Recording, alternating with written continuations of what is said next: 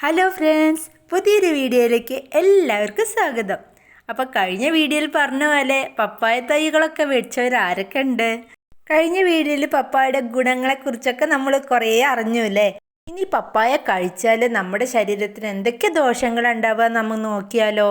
പഴവർഗ്ഗങ്ങളിൽ പപ്പായയെ ഇഷ്ടപ്പെടാത്തവർ ചുരുക്കമാണല്ലേ. സാലഡായും പഴുപ്പിച്ചും ഒക്കെ നാം പപ്പായയെ അകത്താക്കാറുണ്ട്. Anti ബാക്ടീരിയയും anti fungal ഗുണങ്ങളും പപ്പായയിൽ അടങ്ങിയിട്ടുണ്ടെന്ന് എല്ലാവർക്കും അറിയാവുന്ന കാര്യമാണ്. ഡെങ്കിപ്പനിയെ പ്രതിരോധിക്കാനും പ്ലേറ്റ്ലെറ്റിൻ്റെ എണ്ണം വർദ്ധിപ്പിക്കാനും ഒക്കെ നാം പപ്പായയുടെ ഇലകളുടെ ജ്യൂസൊക്കെ കഴിക്കാറുണ്ടായിരുന്നു അല്ലേ.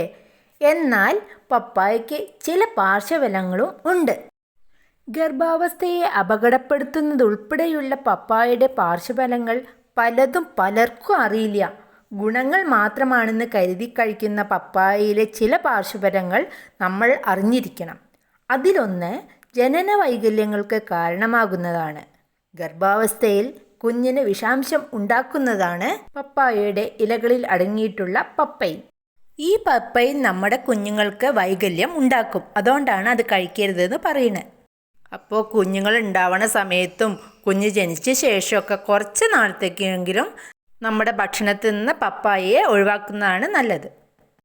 വിശേഷം ഉണ്ടെന്ന് അറിഞ്ഞിട്ടുണ്ടെങ്കിൽ മുത്തശ്ശിമാർ ആദ്യം പറയുന്നതാണ്, മോളെ പപ്പായ കഴിക്കരുതേന്ന്. ഇതൊക്കെ കേട്ടപ്പോൾ മനസ്സിലായില്ലേ, പണ്ടുള്ള ആളുകളൊക്കെ പറയുന്ന ചില കാര്യങ്ങളിലെങ്കിലും വാസ്തവമുണ്ടെന്ന്. ചില ആളുകളൊക്കെ ഈ പച്ച പപ്പായ കഴിക്കുന്നവരാവൂലേ, അവർക്ക് അലർജി ഉണ്ടെങ്കിൽ അങ്ങനെയുള്ള ആൾക്കാർ അത് ഒഴിവാക്കണം കേട്ടോ. പഴുത്ത പപ്പായ ഇങ്ങനെ മുറിച്ച് പ്ലേറ്റിൽ വെച്ചാൽ ആരാണ് അതിങ്ങനെ കഴിക്കാതിരിക്കുക?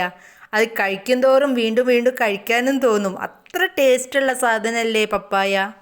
പക്ഷേ പപ്പായ ഇങ്ങനെ അധികമായിട്ട് കഴിക്കണേ നമ്മുടെ അന്നനാളത്തിന് പല വിധത്തിലുള്ള ആരോഗ്യ പ്രശ്നങ്ങൾ ഉണ്ടാക്കാൻ ഇടയുണ്ട് കേട്ടോ.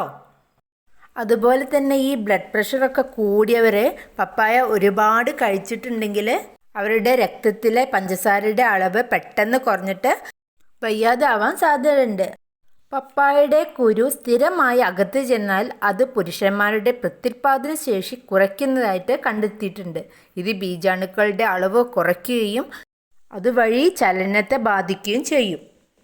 ഈ പപ്പായ അമിതമായിട്ട് ഉപയോഗിക്കുന്നതുകൊണ്ട് അത് വിഷാംശത്തിനും കാരണമാകാറുണ്ട്. പപ്പായയിൽ അടങ്ങിയിട്ടുള്ള ഈ ബെൻസിൻ ഐസോതിയേസൈനേറ്റ് എന്ന സംയുക്തമാണ് അതിന് കാരണം.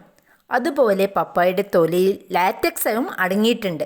അത് ആമാശയത്തിൽ പ്രകോപനം ഉണ്ടാക്കുകയും അതുവഴി നമുക്ക് വയറുവേദന ഉണ്ടാവുകയും ചെയ്യും.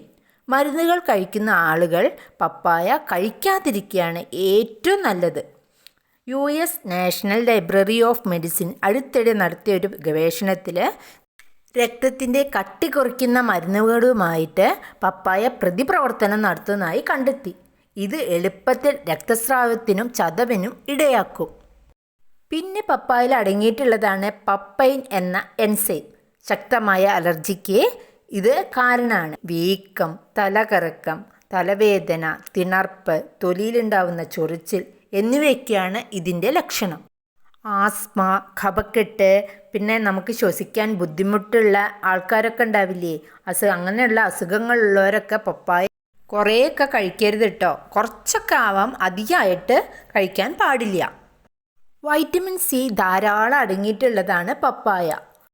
നമ്മുടെ ശരീരത്തിൽ വൈറ്റമിൻ സി അധികമായിട്ടുണ്ടെങ്കിൽ കാൽസ്യം ഓക്സലേറ്റ് ഉണ്ടായി വൃക്കയിൽ കല്ല് രൂപത്തിലാവുകയും അത് വലിപ്പം കൂടിയാൽ മൂത്രത്തിലൂടെ പുറത്തു പോകാൻ കഴിയാതെയാവുകയും ചെയ്യും.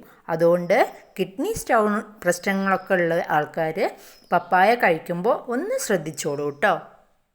അപ്പോൾ ഒന്നും കൂടി നോക്കാം. ഗർഭിണികൾ, ക്രമരഹിതമായ ഹൃദയമിടിപ്പുള്ള ആളുകൾ, അലർജിയുള്ള ആളുകൾ, പിന്നെ നമ്മുടെ വൃക്കയിൽ കല്ലുള്ളവർ, ഹൈപ്പോ തൈറോയിഡിസം ഉള്ളവർ, ഹൈപ്പോഗ്ലൈസീമിയ ഉള്ളവർ, പുരുഷന്മാർ, ഇങ്ങനെയുള്ളവരൊക്കെ കഴിയുന്നതും പപ്പായ അമിതമായി കഴിക്കുന്നത് ഒഴിവാക്കണം. കുറച്ചൊക്കെ കഴിക്കുക, നമ്മൾ ഒന്നും അമിതമായിട്ട് കഴിക്കാൻ പാടില്ല. ഏതൊരു ഭക്ഷണത്തിനും ഗുണവും ഉണ്ട്, അതുപോലെ ദോഷവും ഉണ്ട്. പപ്പായ കഴിക്കുമ്പോൾ എന്തെങ്കിലും അസ്വസ്ഥത തോന്നുന്നുണ്ടെങ്കിൽ വെച്ചിരിക്കാതെ ഉടനെ തന്നെ നമ്മൾ ഒരു ഡോക്ടറെ കാണിക്കാൻ മടിക്കരുത് എന്നുകൂടി ഞാൻ ഓർമ്മിപ്പിക്കുക കേട്ടോ. ഈ വീഡിയോ നിങ്ങൾക്ക് എന്തെങ്കിലും തരത്തിൽ ഉപകാരമായി എന്ന് വിചാരിക്കണോ?